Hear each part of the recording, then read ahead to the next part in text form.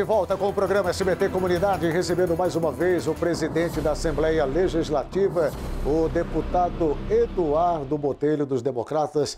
Presidente, seja bem-vindo mais uma vez. Muito obrigado pela sua participação. Obrigado, Aguinaldo. É sempre bom estar aqui com você. Eu falo que seu programa é um programa que chega no horário bom, chega nas casas das pessoas e o povo meu assiste. Que é o povo de Livramento, de Jangada. Se é o seu povo, é o povo nosso também. É o povo cuiabano, do modo geral. Mas esse povo que é mais da Ribeirinha aqui. Do Vale do Rio Cuiabá. Vale do Rio Cuiabá, todos assistem seu programa e é muito bom. Sem dúvida nenhuma. O programa SBT Comunidade está se consolidando aí como um dos líderes de audiência no horário. Eu fico muito feliz, muito agradecido a Deus em primeiro lugar e a todos os nossos queridos telespectadores.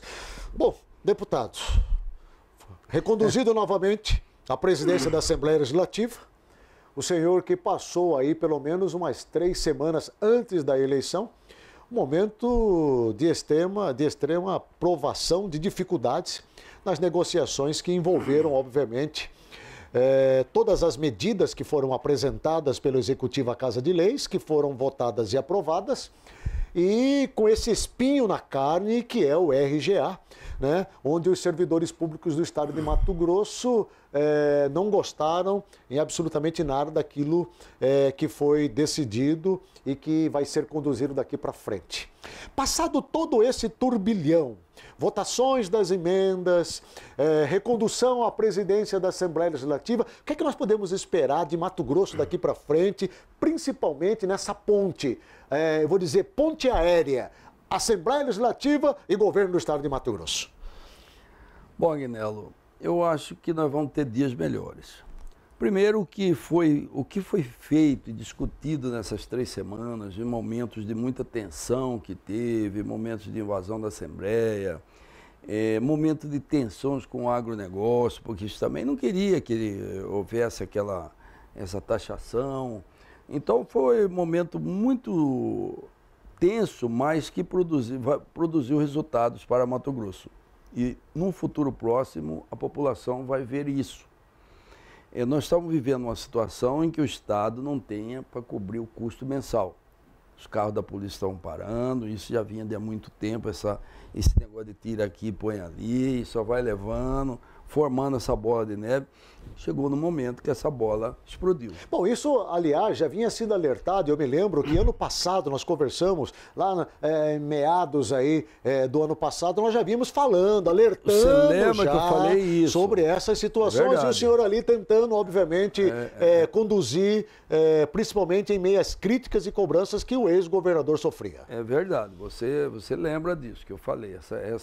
Essa bola de neve vai explodir a qualquer momento e não tem mais como estar levando isso, essa enrolação de pega daqui, cobre esse, larga esse. Tapa-buraco, né? Tapa-buraco. Nas contas do Estado. É assim, tapa um e abre outro, né? Porque aí quando você tira, você deixa de pagar a comida do presídio, por exemplo. Aí você pega esse dinheiro para pagar a folha. Quando você deixa de pagar carro da polícia, quando você deixa de mandar dinheiro para a saúde. Enfim, aí você fica fazendo esse jogo, na verdade você está empurrando para frente o problema. Então precisava dar um basta nisso. Como que você dá um basta nisso?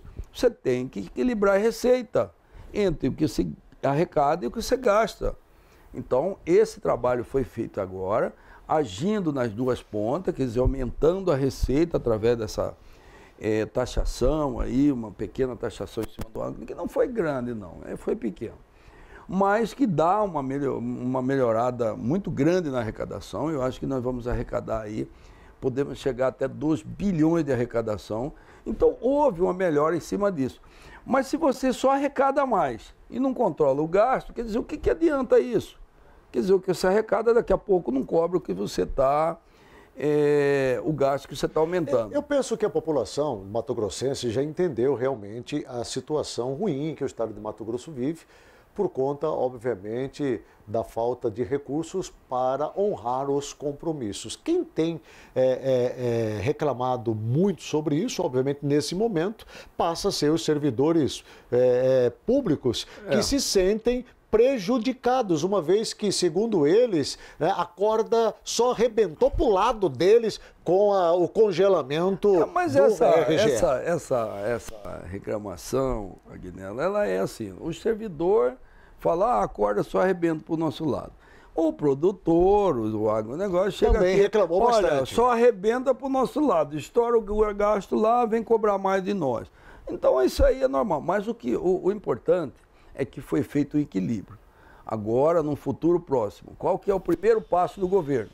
Colocar as contas em dias, pagar o salário dos servidores. Tem prazo para isso acontecer, deputado? Nós temos um pré-acordo lá, uma pré-conversa com a equipe 3 meses, 6 meses do governo, que dentro de 6 meses ele já consiga equalizar essa situação e pagar os salários em dia sim, pelo menos até o dia 10 pagar o salário de todos. O que estaria em dias. O que estaria em dias. Então esse é o primeiro trabalho, daí para frente voltar a pagar o 13º no mês e fazer um trabalho assim para num futuro próximo, se Deus quiser, voltar a pagar o RGA. Com relação à LOA, a Lei Orçamentária Anual, também foi palco de discussão. Nós vimos lá o deputado Wilson Santos, né, reclamando da maneira como foi conduzido. Foi aprovado ali em torno de 19 bilhões de reais, quase 20, mas aí o Estado apresentou que esse valor ainda vai ser insuficiente para poder honrar os compromissos, que chega na casa de 20, quase 21 bilhões. A reclamação do deputado Wilson é que o Estado mandou um orçamento em que ele gasta mais do que arrecada. Sim. Mas isso é normal. Ele diz que não é legal, mas é. Não, em alguns outros estados da federação... E a União? Alguns outros estados da federação, aprovou um orçamento aprovam com déficit de 150 bilhões de reais. Sim. Então, isso é perfeitamente possível dentro do âmbito de gestão pública. O que não adianta, e aí eu acho que o deputado Wilson Santos está errado, é porque ele quer que continue com aquela mentira. Não, nós vamos arrecadar 19, nós só vamos gastar 19, mas aí gasta 21. Ora, vamos parar com isso. Vamos fazer um real, vamos fazer uma peça orçamentária que vai ser respeitada e que vai ser válida para todos. Então eu acho que esse também foi um ponto positivo da Assembleia Legislativa aprovar essa LOA.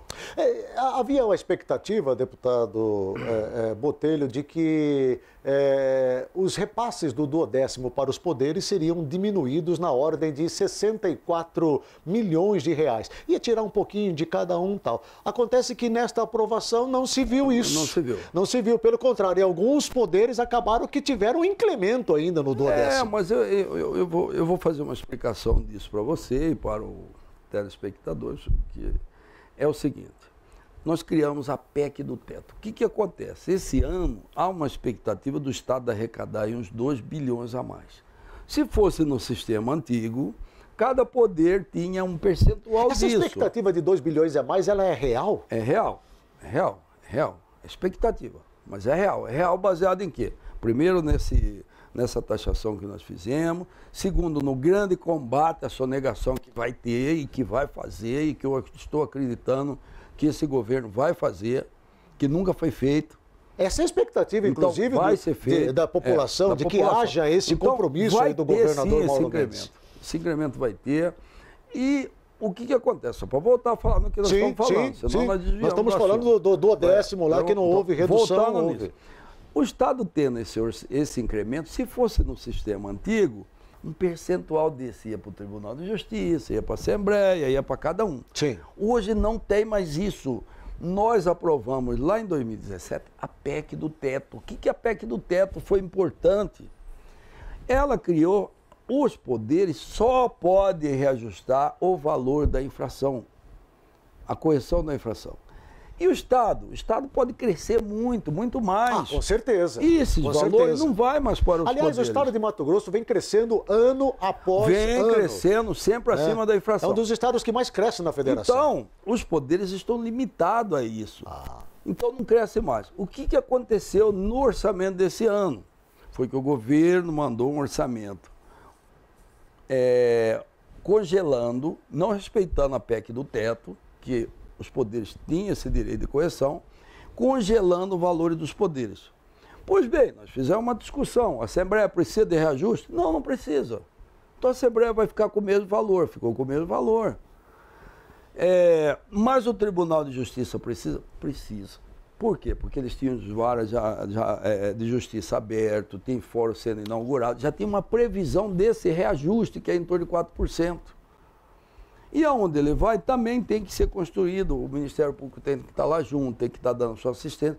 Então, nós chegamos à conclusão que esses dois precisam. E o Tribunal de Contas? O Tribunal de Contas não precisa nem estar congelado, ele pode baixar um pouquinho. Então, foi feito Ministério Público. O Ministério Público também teve o reajuste Defensoria Pública. A Defensoria também aumentou um pouquinho, 5 milhões. Quer dizer, foi feita uma adequação, mas nenhum saiu de cima do reajuste que é previsto pela PEC do teto. Certo. O senhor não teme um desgaste pessoal? Porque o senhor foi o grande condutor de todas essas negociações, a exemplo daquilo que o senhor já fez no governo anterior, que serviu como ponte, ligação entre os poderes, foi o grande articulador, conseguiu com tamanha habilidade fazer com que o Estado não parasse em momentos críticos dele, principalmente quando o Tribunal de Justiça chiava bastante, o Tribunal de Contas do Estado. O senhor não teme que também, agora, sendo o grande articulador, sendo essa ponte de ligação, servidor público, governo do Estado, poderes, a própria Casa de Leis com 14 novos deputados, o senhor não teme um desgaste pessoal por conta de todo esse trabalho, deputado Botelho? Olha, desgaste é natural, pode acontecer. Mas eu tenho pregado isso para os deputados, que nós temos que fazer o que é melhor para o Estado. O que nós não podemos, e aí eu falo isso para os deputados lá, e eu não acho, cada deputado age como ele quer, ele é uma entidade, é livre. Mas eu não entendo como correto você estar ali sendo aplaudido por 100, 200 pessoas que estão lá na galeria, mas na hora que você discute com ele fora de lá, ele mesmo diz assim, eu entendo que é preciso sim tomar essas medidas. Ora, então quer dizer, quando está lá é para jogar para a plateia. Então eu não vou fazer política assim, eu estou fazendo política que é bom para o Estado. Eu acho que já chegou na hora de pensar no Estado, pensar no Estado. Aguinel, nos momentos mais críticos dentro da Assembleia Legislativa, o momento que a Assembleia estava toda invadida, estava com o pessoal na galeria, dentro do plenário, tudo no corredor, eu fui lá conversar com eles, com o Fórum Sindical, e fui franco e direto com eles, não teve enrolação, não teve conversa, disse para eles o seguinte, a decisão de votar já está tomada, vamos negociar para vocês ganharem alguma coisa, porque se vocês ficar aqui nesse embate duro, ninguém vai ganhar nada. Entendi. É o jogo do perde-perde, vamos tentar ganhar alguma coisa e pronto, e vamos para frente. Nosso tempo já está bem avançado, mas eu ainda tenho duas perguntas para falar com o senhor. A Sim. primeira é com relação ao início dos trabalhos dessa nova mesa e dessa nova legislatura. 14 novos deputados, essa semana os trabalhos foram iniciados, porém paralisados até o dia 12, para dar oportunidade, obviamente, dos deputados se ajeitarem lá na Casa de Leis. Mas qual é a sua expectativa? Porque dentre esses 14 novos, tem pelo menos ali uns 5 que já falaram que vão falar duro, vão ser oposição, vão cobrar da mesa diretora e vão cobrar também, obviamente, uma postura diferenciada de toda a casa. Mas é importante a oposição. Primeira reunião que eu fiz com os deputados, eu disse, gente, é importante a oposição. Sem oposição, você se torna, como a gente sempre costuma falar, sem oposição se torna burro, então é importante ter oposição, tanto dentro da Assembleia como para o governo. E os deputados lá, eu vou respeitar a opinião deles, vou respeitar a ideia que eles têm lá, e aquelas que for aceito pela maioria nós vamos cumprir, porque eu cumpro o regimento da casa e o que decide a maioria. Que a maioria lá decidiu, eu não sou presidente para isso, para primar pela maioria. Se a maioria, por exemplo, disse, vamos acabar com um carro para deputado, não tem problema, vamos acabar com o carro para deputado. Porque estão falando lá em acabar com um monte de recursos que são destinados aos gabinetes, né? Bem, para encerrar, seu nome está sendo já cotado para uma eventual disputa à Prefeitura Municipal de Várzea Grande, agora em 2020. E há informações de bastidor aí que o senhor está bastante animado com essa possibilidade de vir a ser um candidato a prefeito da cidade industrial. Procede isso, deputado Eduardo Botelho? Não, o momento, assim, eu quero consolidar lá dentro, temos um momento com esses 14 deputados novos, estão todos lá, são deputados já de alto nível. Mas em Várzea Grande só se fala nisso. Pois é, mas eu vou trabalhar com esses deputados, consolidar a Assembleia E aí, quem sabe, o futuro E há quem diga que isso é sonho de criança. Eu pensei que você ia dizer que eu ia para o Tribunal de Contas, porque já está lá. Não, Tribunal de Contas já tem um monte de gente brigando lá, que quer ir. O senhor já disse que não se interessa pelo Tribunal de Contas, mas... Não, me interessa sim, interessa? mas não nesse momento não. Nesse momento não, né? Mas a Prefeitura de Várzea Grande, atenção, Várzea Grandense, pode acontecer do deputado Botelho ser, sim, candidato a prefeito aí de Várzea Grande. Quem sabe? Agora... Quem sabe? Vamos ganhar. Obrigado pela sua participação. Obrigado, um abraço. Obrigado aí pela sua vida mais uma vez. Eu quero trazer com mais tempo aqui para nós falarmos de outros assuntos que são importantes também aqui no Estado. Obrigado, Com viu, certeza. deputado Obrigado. Botelho.